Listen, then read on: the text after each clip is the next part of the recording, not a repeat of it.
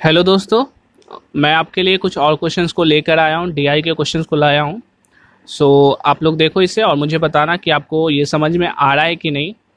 और जो कल का वीडियो मैं अपलोड करूँगा वो मैं जो डीआई के क्वेश्चंस प्रीवियसली पूछे गए हैं उन सारे क्वेश्चंस को मैं सॉल्व करवाऊँगा। तो उस वीडियो को भी आप देखना और आप कमेंट करके बताना कि आपको समझ में आ रहा है कि नहीं। ओके, क्योंकि ये मैथमेटिकल चीज़ें हैं।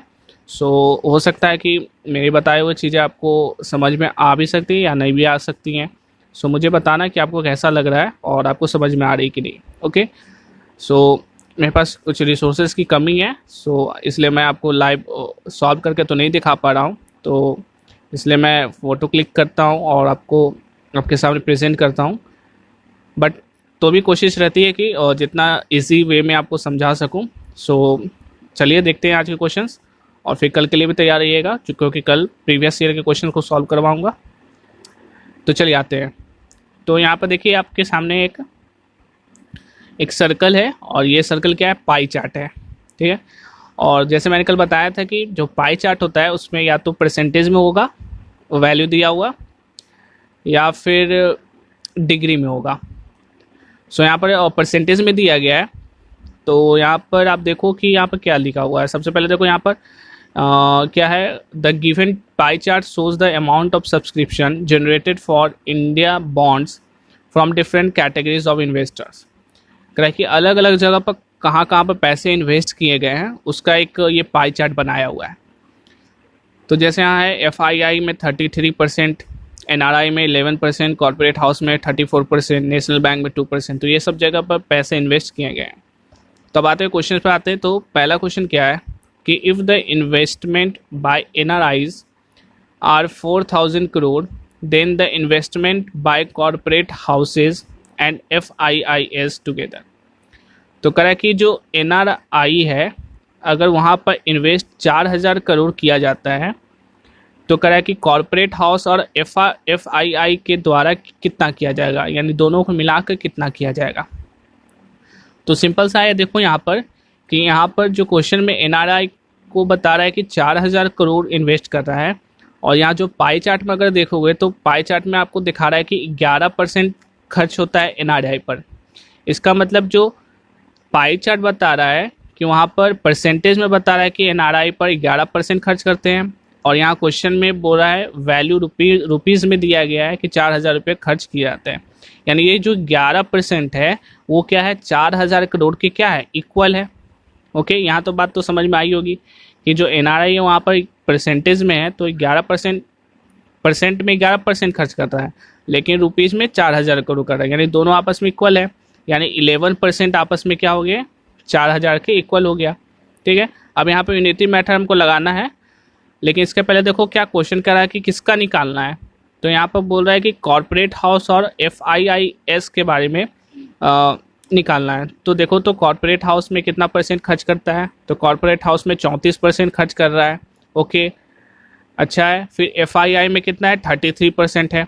तो इस दोनों को मिलाकर कितना खर्च करेगा ये बताना है, यानी दोनों को मिलाएंगे तो कितना हो जाएगा, दोनों को ऐड कर देंगे।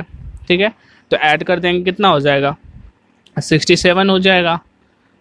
67 हो गया, 34 33 ऐड किए, यानी इस 67% का वैल्यू हमको निकालना है। तो 11% का वैल्यू कितना था, 4,000 रुपये था। तो एक नियम लगाएंगे, यूनिटी मेथड करेंगे तो 1% का कितना होगा, 4,000 बटा 11 होगा। ठीक है, और निकालना कितना है, 67 का निकालना है। तो 67 क्या करेंगे, फिर मल्टीप्लाई कर देंगे। यानी जब 1 का निकालेंगे तो डिवाइड कर देंगे, और जब उसके जो क्वेश्चन में बोलेगा निकालने के लिए तो फिर उसे मल्टीप्लाई कर देंगे। तो इस तरह से जब करेंगे, सॉल्व करेंगे इसे, तो आ जाएगा 24,363 करोड़। यानी इतने रुपीज़ खर्च हुए किसमें, दो चीज़ों में मिलाकर। एक तो था आपका कॉर्पोरेट हाउस और एक है FII। ओके, फिर नेक्स्ट क्वेश्चन है कि what percentage of the total investment is coming from either FIIs और NRIs। कह रहा है कि व्हाट परसेंटेज, यहाँ परसेंटेज निकालना है, total investment is coming from either FII और NRI। ठीक, तो FII और NRI को छोड़कर, ठीक है, इसमें बताना है कि कितना परसेंटेज टोटल इन्वेस्टमेंट हुआ था। ठीक है, यहाँ पर क्या है कि यहाँ पर है FII, कहाँ पर है, FII है 33% और NRI कितना है, NRI है 11%। ठीक है, तो ये दोनों मिला के कितना हो जाएगा, ये हो जाएगा 44%, यानी 44% हमारा क्या हो जाएगा, टोटल इन्वेस्टमेंट हो जाएगा, या आइदर FII में या तो आइदर NRI में, यानी दोनों में से या तो ये दोनों मिलाकर क्या होगा, परसेंटेज 44% हो जाएगा। ठीक है,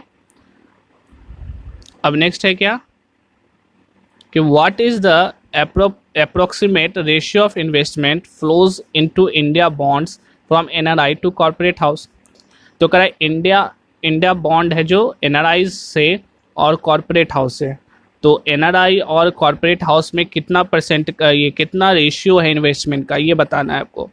तो देख लो यहाँ पर NRI क्या है, NRI कितना है, NRI 11 है, ठीक है, और फिर कॉर्पोरेट हाउस कितना है, 34 है। तो 11 है, ये 34, ये दोनों का क्या निकालना है हमको, रेशियो निकाल लेना। तो रेशियो निकालना सिंपल है, तो 11 ये है, 34 है, तो इस 34 को यहाँ पर देखो ऑप्शन में क्या है, ऑप्शन में इस तरह से दिया हुआ 14 है, 13 है, 31 है।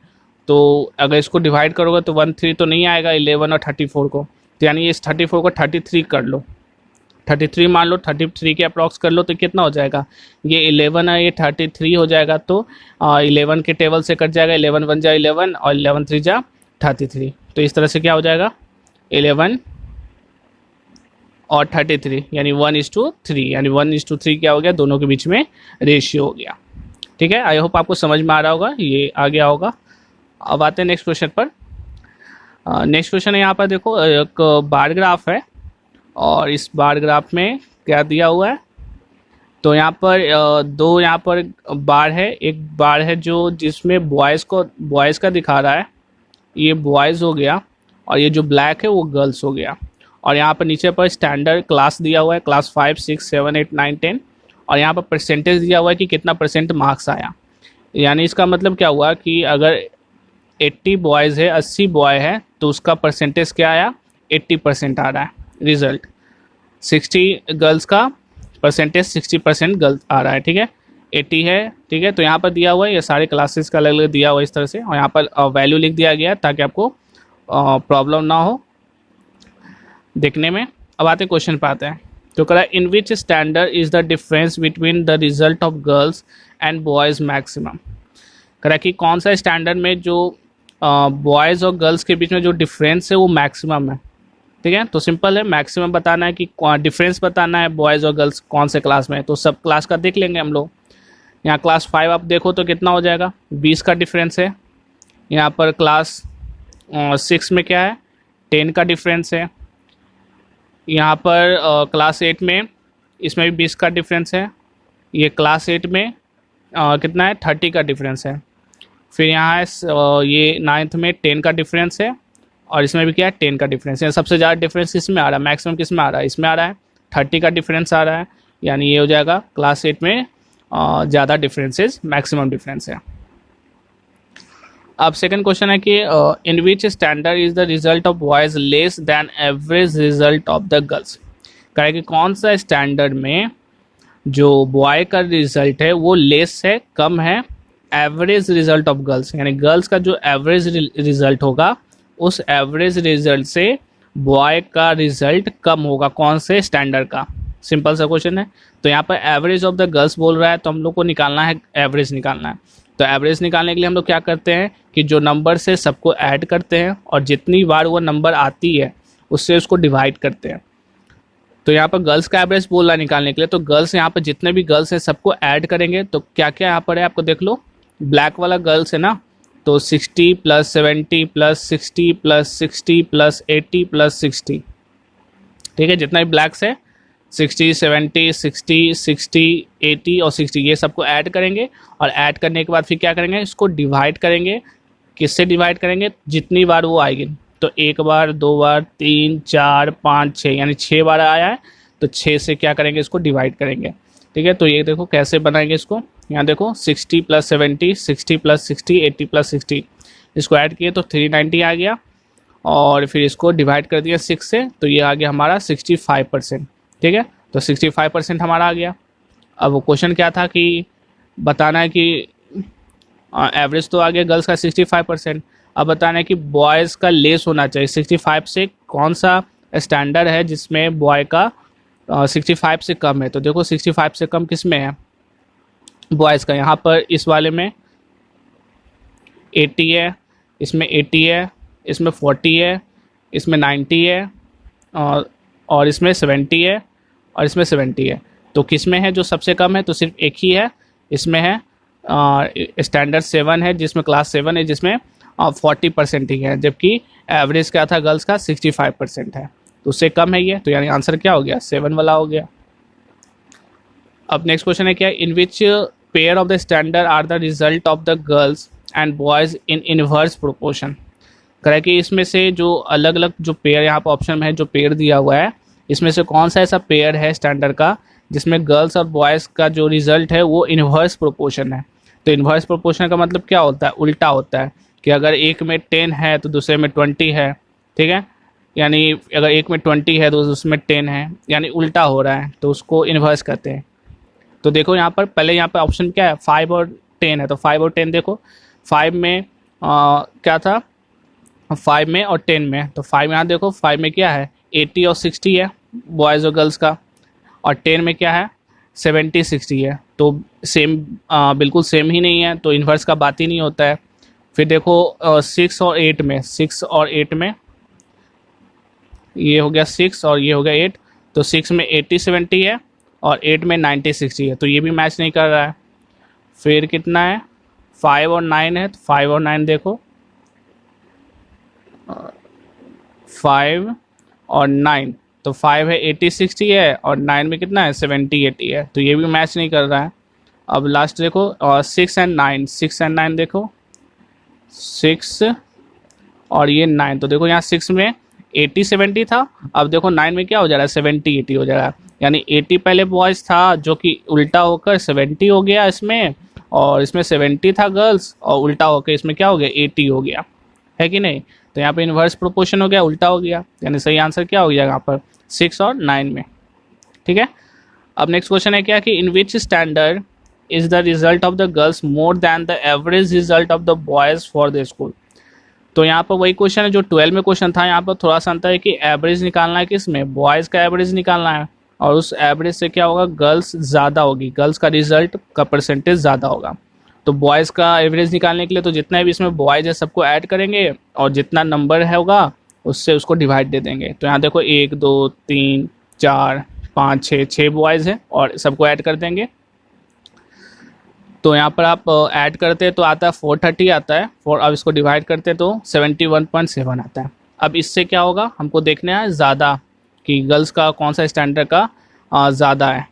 ये था क्वेश्चन ना, गर्ल्स मोर देन, तो परसेंटेज कितना? 71.7, तो 71.7 में देखो उससे ज़्यादा गर्ल्स का। तो अगर पहला देखते हैं तो यहाँ पर तो 60 है, यहाँ पर 70 है, 60 है, 60 है, 80 है, 60 है, तो देखो 80 है, 71 से ज़्यादा है, यानी क्लास 9 में गर्ल्स का एवरेज, गर्ल्स का परसेंटेज रिजल्ट ज़्यादा है बॉयज़ के परसेंटेज रिजल्ट के एवरेज से, ठीक है। तो आई होप ये भी आपको समझ में आया होगा। अब आते हैं यहाँ पर फिर पाई चार्ट पर। अब पाई चार्ट यहाँ पर एक सब्जेक्ट दिया हुआ है, अलग अलग सब्जेक्ट है, और यहाँ पर डिग्री दिया हुआ है कि कितने डिग्री आया। और मेन बात है आपको यहाँ पर ध्यान रखना है, यहाँ पर क्वेश्चन का है full marks of maximum examination is 540। Examination का जो मैक्सिमम मार्क्स है वो 540 है, यानी ये जो पूरा सर्कल दिख रहा है, ये सर्कल अगर मार्क्स की बात की जाए तो ये क्या हो जाएगा? ये पूरा मार्क्स हो जाएगा 540 का हो जाएगा, और डिग्री में है तो डिग्री की बात की जाए तो ये टोटल क्या हो जाएगा? 360 डिग्री का हो जाएगा, यानी ये जो 360 डिग्री है वो इक्वल होगा किसके? 540 के इक्वलेंट होगा, ठीक है। अब आते हैं और परसेंटेज की बात की जाए तो परसेंटेज क्या होगा? पूरा ये 100% होगा। अब आते हैं क्वेश्चन पर। तो क्वेश्चन है कि what is the percentage marks in maths of full marks. Math में बताना है कि कितना परसेंट मार्क्स आया। तो मैथ में देखो तो डिग्री में कितना है? 90% डिग्री में है, तो ये डिग्री में 90 डिग्री है, और निकालना हमको क्या? परसेंटेज में निकालना है। तो डिग्री है 90 डिग्री, इसका मतलब क्या है कि ये जो पूरा 360 डिग्री होगा वो परसेंटेज में कितना होगा? 100% होगा, यानी 360 डिग्री कितना परसेंट के इक्वल होगा? 100% का होगा, ठीक है।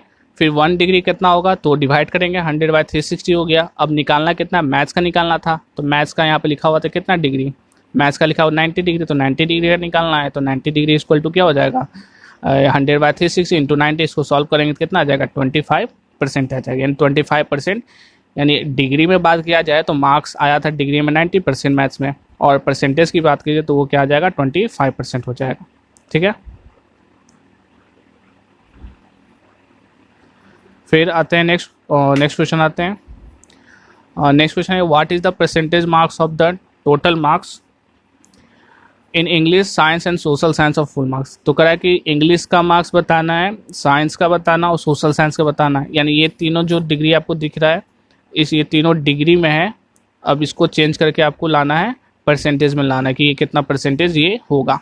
ओके, सो वही करेंगे, सेम करेंगे कि 360 डिग्री इक्वल टू क्या है 100% होता है, क्योंकि पूरा है 100% होता है 360। अब 1 डिग्री इक्वल जाएगा 100/360 हो जाएगा।